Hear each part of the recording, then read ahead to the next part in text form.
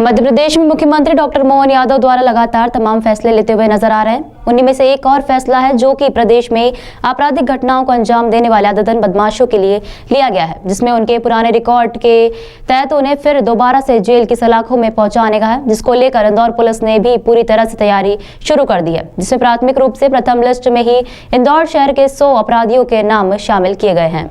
दरअसल इंदौर पिछले विधानसभा चुनाव समाप्त होने के बाद से ही फिर दोबारा से इंदौर सहित पूरे प्रदेश में कई आपराधिक घटनाएं सामने आ रही थी। इन तमाम आपराधिक घटनाओं को रोकथाम के लिए प्रदेश के मुखिया डॉक्टर मोहन यादव द्वारा अपराधियों के लिए एक आदेश निकाला गया, जो कि कुख्यात और आदतन अपराधी हैं, उनकी जमानत निरस्त कर उन्हें दोबारा से जेल की सलाखों में पहुंचाने की बात सामने आई है। इस तरह पूरे आदेश को लेकर इंदौर पुलिस भी अब आदेश अनुसार पुराने आपराधिक रिकॉर्ड धारक बदमाशों की जमानत को लेकर न्यायालय में उनके आपराधिक रिकॉर्ड प्रस्तुति के साथ ही उनकी जमानत दृष्टि को लेकर कार्रवाई जारी कर दी है। जून 1 की बात करें तो यहाँ पर 21 ऐसे अपराधियों को चिन्हित किया गया है जो कि विभिन्न आपराधिक घटनाओं में शामिल है, जिसमें से मुख्य रूप से मादक पदार्थ तस्कर से जुड़े हैं। तो वहीं दूसरी ओर इंदौर की बात की जाए तो ऐसे करीबन 100 अपराधियों को चिन्हित कर लिया गया है, जिसका पूरा लेखा जोखा अपराध से जुड़ा हुआ है। न्यायालय में प्रस्तुत किया जाएगा ताकि उनकी जमानत निरस्त हो सके और वह दोबारा से जेल की सलाखों में पीछे जाए, ताकि शहर में चैन, अमन और शांति कायम रहे। सर, पिछले दिनों मुख्यमंत्री ने एक आदेश जारी किया था, जो कुख्यात आरोपी है जो जमानत ले लेते हैं उनकी पुलिस के द्वारा वापस से जमानत कैंसिल करवाई जाएगी, किस तरह से सूची बनाई जाएगी और किस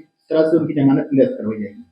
मुझे लगता है कि माननीय मुख्यमंत्री जी के द्वारा एक पहली कैबिनेट बैठक में ही एक बहुत महत्वपूर्ण निर्णय लिया गया और सभी को दिशा निर्देश भी दिए गए हैं हम सभी को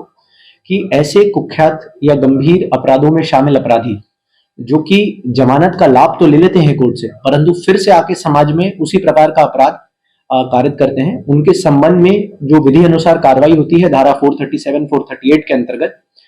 जमानत की शर्तों का उल्लंघन करने के उपरांत उसका उनको वापस जेल भेजने की, उसके लिए दिशा निर्देश दिए थे। इसमें इंदौर पुलिस ने भी पिछले 2 सालों में जितने भी अपराधी थे जिनको बेल का लाभ मिला था परंतु उनके द्वारा पुनः ऐसे अपराध कारित किए गए हैं, उसकी सूची तैयार की गई है। इसमें जोन 1 में करीबन 21 ऐसे अपराधी हैं जिनको फर्स्ट फेज में जिनके संबंध में हम न्यायालय में आवेदन पेश कर रहे हैं कि इनको जो जमानत न्यायालय के द्वारा दी गई थी उसको निरस्त किया जाए। इन अपराधियों में सबसे पहले हमने ये प्रयास किया है कि ऐसे repeat offenders, particularly drug peddlers जो कि लगातार ड्रग्स के गोरख धंधे में शामिल हैं और बेल का लाभ अमूमन लेते हैं हाई कोर्ट से या सेशंस कोर्ट से और उसके बाद पुनः फिर से ऐसा अपराध कारित करते हैं, उनकी बेल निरस्तीकरण की कार्रवाई के लिए हमने आवेदन भी पुटअप किए हैं। मुझे लगता है कि बहुत ही जल्द उसमें नोटिस जारी होंगे कोर्ट की तरफ से और हमारा दायित्व रहेगा कि हम उन नोटिस को तामील करा के इंश्योर करें कि इसकी जो लॉजिकल कंक्लूजन है वहां तक इसको लेके जा सकें। सर, शुरुआती तौर पर 21 की और भी सूची बढ़ सकती है जी। इसमें जोन 1 में 21 हैं, पर अन्य जोनों का मिला के मेरे हिसाब से पूरे इंदौर में करीबन 100 ऐसे आदतन अपराधियों को चिन्हित किया गया है जिन्होंने इस प्रकार के गंभीर अपराध, चाहे वो शरीर संबंधी गंभीर अपराध हो या ड्रग पेडलिंग से संबंधित गंभीर अपराध हो,